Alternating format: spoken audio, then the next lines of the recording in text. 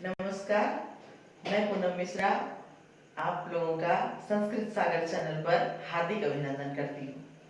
पिछले वीडियो में हम लोगों ने व्यंजन संधि का समापन किया था। व्यंजन संधि के सारे नियम और भेद पढ़े थे। आज मैं आप लोगों के लिए विसर्ग संधि लेकर के उपस्थित हूँ। तो हम लोग विसर्ग संधि पढ़ते हैं। तो ठीक है, चलिए शुरू करते हैं। विसर्ग संधि। विसर्ग संधि की सबसे पहले हम लोग परिभाषा जानेंगे। विसर्ग संधि की परिभाषा है, विसर्ग संधि के साथ जब स्वर वर्ण या व्यंजन वर्ण का मेल होता है और उससे जो विकार उत्पन्न होता है उसे विसर्ग संधि कहते हैं। जैसे निधन रोगः निरोगः, मनः धन जः मनोजः, निधन गुणः निर्गुणः। बहुत सारे इसके उदाहरण हैं और इसके भेद भी हैं। तो धीरे धीरे हम लोग एक एक करके सबको जानेंगे। विसर्ग संधि के मुख्य 4 भेद हैं। पहला भेद है उत्तु संधि, दूसरा भेद है रत्व संधि, तीसरा भेद है सत्व संधि और चौथा भेद है विसर्ग का लोप। तो सब धीरे धीरे करके हम लोग सबको जानेंगे विस्तार से। तो सबसे पहले हम लोग उत्तु संधि के बारे में जानेंगे।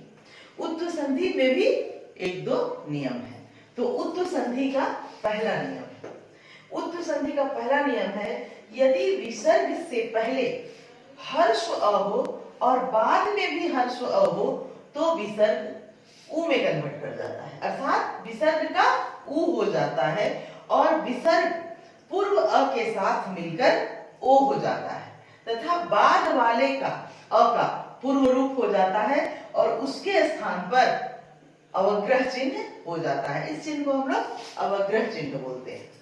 अब इसको हम लोग अच्छी तरह से उदाहरण से समझेंगे।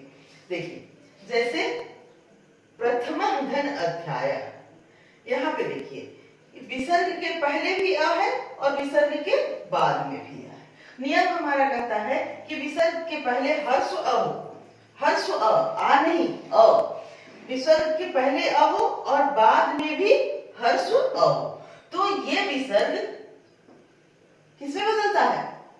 उ में बदलता है।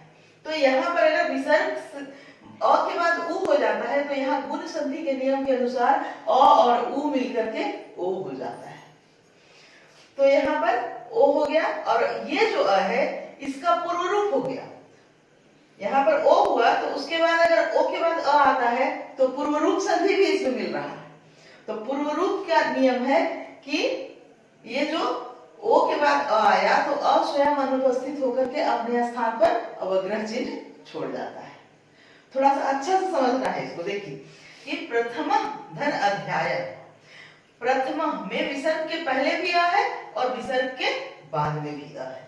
तो विसर्ग के पहले जो अ है और बाद में अ होने के कारण ये विसर्ग किसमें बदला? उ में बदला और यहाँ पर अ और उ मिल करके ओ बना। और जब ओ बना, ओ के बाद अ आया तो ये अ स्वयं अनुपस्थित पूर्व रूप संधि आ गया यहाँ। तो अ और ओ और अ मिलकर के क्या बना? ये अ जो है वो स्वयं अनुपस्थित हो गया और अपने स्थान पर अवग्रह चिन्ह छोड़ गया। तो इस तरह से प्रथमो अध्याय सह धन अपि, इसमें भी विसर्ग के पहले भी अ है, विसर्ग के बाद में भी अ है और ये विसर्ग के पहले और बाद में अ होने के कारण ये विसर्ग उ में बदला और उ और स का जो पूर्ववर्ती अ है वो मिलकर के ओ हो गया और इस तरह से ये वाला अ स्वयं अनुपस्थित होकर अपने जगह अवग्रह चिन्ह छोड़ दिया। तो इस तरह सह धन अपि सो अपि। और सफलो अध्याय है, इसको हम लोग संधि विच्छेद करके देखेंगे। तो सफल धन अध्याय, ततो अपि ततः धन अपि, कह धन अपि को अपि, रामो अत्र रामः धन अत्र। इस तरह से बहुत सारा उदाहरण आप अपने से इस नियम में बना सकते हैं।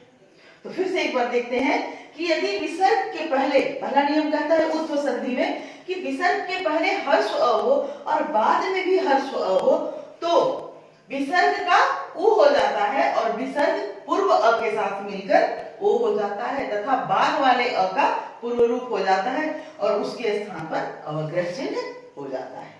तो यहाँ बहुत सारा उदाहरण आप देख रहे हैं। इस तरह से उत्तु संधि का ये पहला नियम है। अब हम लोग उत्तु संधि के दूसरे नियम को देखेंगे। इससे पहले आपको एक चीज और बता दूं कि उत्व संधि, उत्व मतलब उ विसर्ग का उ में परिवर्तन होना होता है। जैसा कि पहले नियम में भी विसर्ग उ में परिवर्तित हुआ, उसी तरह ये संधि भी जो है, ये दूसरा नियम जो है विसर्ग संधि का, वो भी उसी के जैसा है, लेकिन थोड़ा सा इसमें ध्यान देना है कि थोड़ा सा इसमें परिवर्तन है।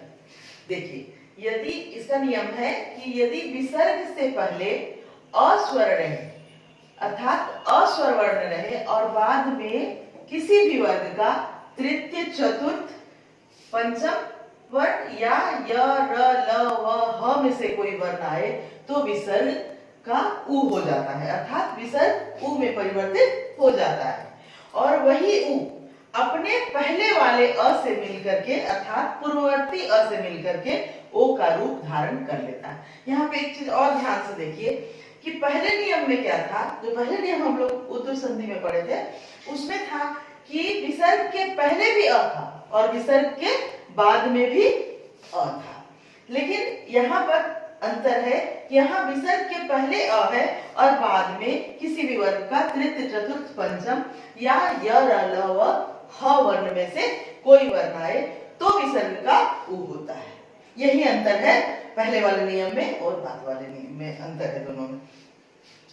उदाहरण के लिए देखिए, जैसे मनः धन रथ, मनोरथ। अब यहाँ पर कैसे ओ बना, सो देखिए कि विसर्ग के पहले अ है और बाद में यहाँ पर जैसे य, र, ल, व में से भी कोई वर्ण आ सकता है तो बाद में र है।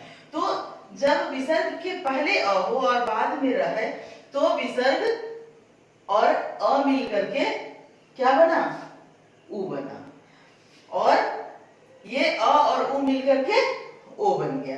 तो इस तरह से मनः धन रथ मनोरथ, मनः धन रथ मनोरथ, सरः धन वरः सरोवरः, यशः धन धरा यशोधरा, पयः धन द पयोदः, तेजः धनमय तेजोमय, पुरः धन हित पुरोहित। और भी आप बना सकते हैं, जैसे यशः धन दा यशोदा, मनः धन ज मनोज।